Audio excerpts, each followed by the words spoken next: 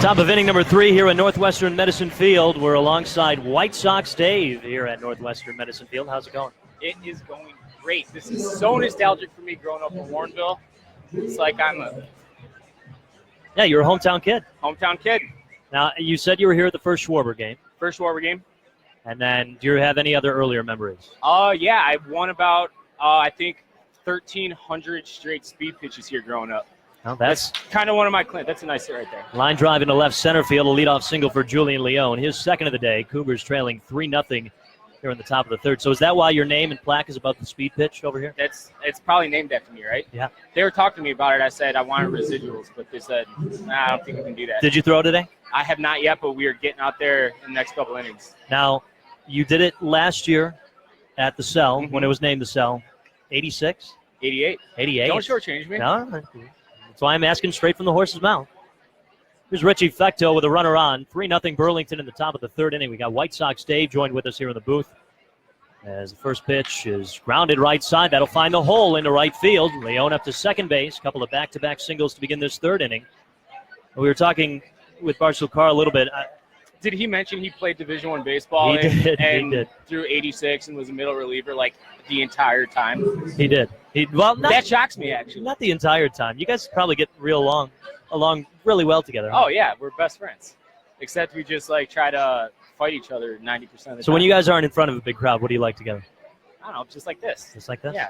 That's good. Yeah. It's good big brother, little brother mentality. He's a little brother. It's kind of a good cop, bad cop thing, would you say? That's a perfect way to describe it, I'd say. Here's Brendan Morgan hitting for the right side. Lemieux with a glance over at second, kicking the pitch. Low and in for a 1-0 count. Said you guys got Kane County coming up on a red line. Kane County. We got Jenny Finch. She's my new mortal enemy, if you didn't know that. I did. I wasn't going to bring it up. I was going to let you do it. Yeah, she's my new mortal enemy, and she's coming on to say her piece on why she didn't want to face me last week at the Chicago Bandits game. Down in the dirt. 2 balls, no strikes, as it was kept in front by Christie. Do you want to announce why she's your moral enemy, or we'll just keep that under wraps? Well, the Bandits asked us to come out and similar to what we're doing tonight, and they're like, yeah, you're going to face Jenny Finch. I'm like, let's do it. Let's set it up right now. I'm going to, hit a ball to the moon off of her, and then she backed out. So, Jenny Finch, this is the third time I've called you out. Next year, be there and actually be ready to pitch. Couple runners on for Lemieux, nobody out. Lefty on righty is a couple of checks over at second base. 2-0. There's a strike just over the outside edge. Mac Lemieux. Mac Lemieux. Yeah, last name. That's his page there right we go. there. He needs to finish a little better. Finish a little better. He's not repeating his motion too well. Okay. On every pitch. You want to have the same motion for every single pitch you're throwing. Same release point. What's the count right now? 2-1. Yep. Here it comes. Bouncer, third base side, down the third base side, and that's going to score at least one. Leone rounding third. He'll come home. Collecting it on the corner is Smith. Getting the green light is Fecto. Play at the plate. Nice. Fecto is safe. Now the play's at third. They get Morgan. So it's a 2-run double for Brendan Morgan. It's 4-0 Burlington. Either 5-0 Burlington, but the Cougars get the runner out at third, one away. A lot just went on right there. You guys are artists on how you do this. Oh, thank you. I'll just be Hawk Harrelson. How about that? I'll just swear at umpires. He was here not too long ago. Doing what? Calling games? No, he popped in. We had him for a speaking event. Did he talk about Yaz and Billy Williams? Not as much as I wanted to.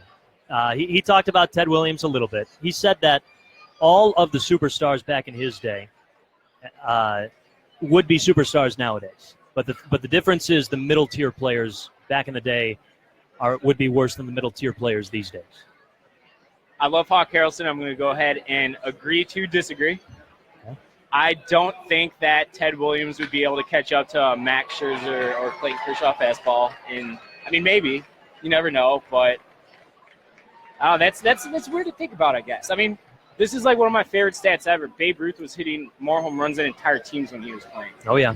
And obviously, what's the worst team in baseball hitting? Well, Giancarlo Stanton was just doing that. That's very true. Since July same amount of home runs as the San Francisco Giants. Is he really doing that right now? Not throughout the whole season. I want to say from a time frame which was... Okay, for a month or whatever. Yeah. That's incredible in and of itself.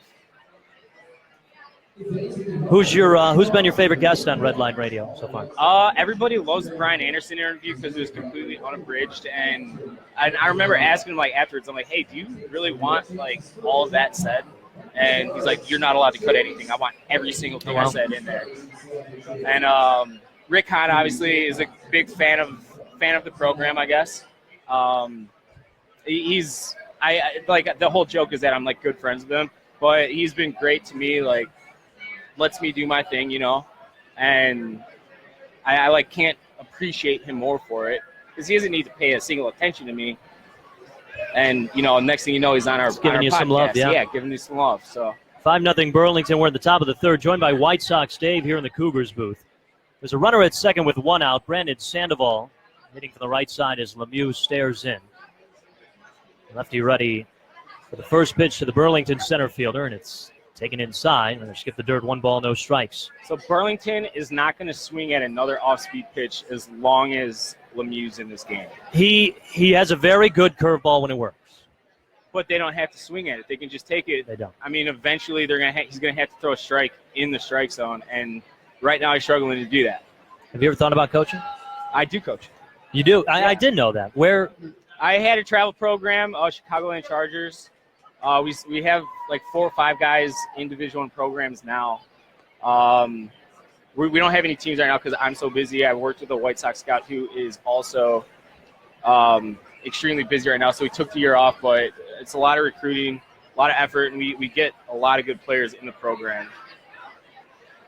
Another glance over at second from Lemieux. The 1-1 swung on and missed. Right there. Yeah, there's the off-speed pitch. The 1-2 count to Sandoval. You have an okay day, though? I mean, everyone treating you all right here? Yeah, this is home. Like I said, I love everyone. I'm a West Suburban guy. These nice, homely people, Well, you keep talking about Rick Hahn. You've got the shirt. You're selling the shirts. What's your favorite move by him so far? Man, that's a tough one. Or at least, my original question was, who is your favorite prospect acquired by Rick Hahn so far?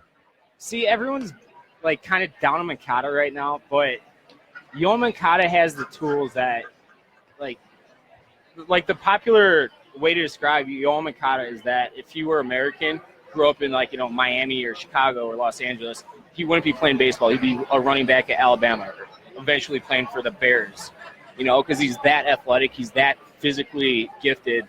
But luckily enough, he grew up in a country where he fly ball to right field. So very underneath it, he'll make the catch. There's out number 2 for Lemieux, is staying at second base is McDonald. Well, I mean, he's come up. He's done just about what everyone has expected from him. Here he is right here on the Prospect Handbook. Yeah, exactly, right on the Prospect Handbook. But, I mean, how about his eye, his on-base percentage? You can't see. I'd rather have a player that you have to teach how to hit, like make contact, than teach an approach. Right. It's much easier to fix a mechanic in a swing than it is to fix your brain and how you approach in a bat.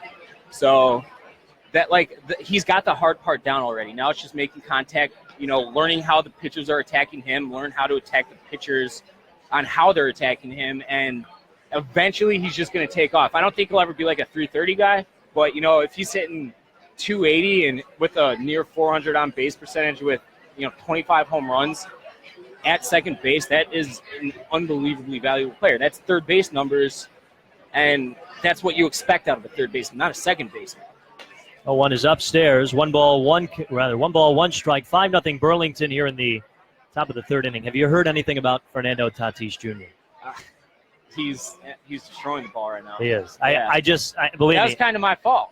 Your fault? A little bit. Oh, because you broke the news? I broke that news, and you didn't make the news, though. I didn't make the news, but apparently because I was running my mouth a week before that deal was actually was wrapped up and done, and I nailed every single part of it. And Rick Hahn told me, you created a ton of awkwardness between the White Sox and the Padres organization. And I'm like, I honestly was just some idiot on the internet trying to kind of stir the pot? Yeah, stir the pot a little bit. And and no disrespect to Rick or the White Sox organization or any of the scouts, but at this point you see what Fernando Tatis is doing, and I kind of wish that trade would have fell apart because of me, because it would have been for the better of the White Sox. I only bring him up because we don't see the White Sox prospects. We saw him Right. for Fort Wayne. He was in the Midwest League last year. Or now, this year. Yeah. This is White Sox Dave. Where can they find you? At White Sox Dave on Twitter, right? At Barstool WSD. That's right. That's the Barstool guys. They're here in Northwestern Medicine Field. If you're tuned into the bathrooms, go and check them out down in the left field line. We'll have the bottom of the third coming up. 5-0 Burlington, AM 1280 WBIG.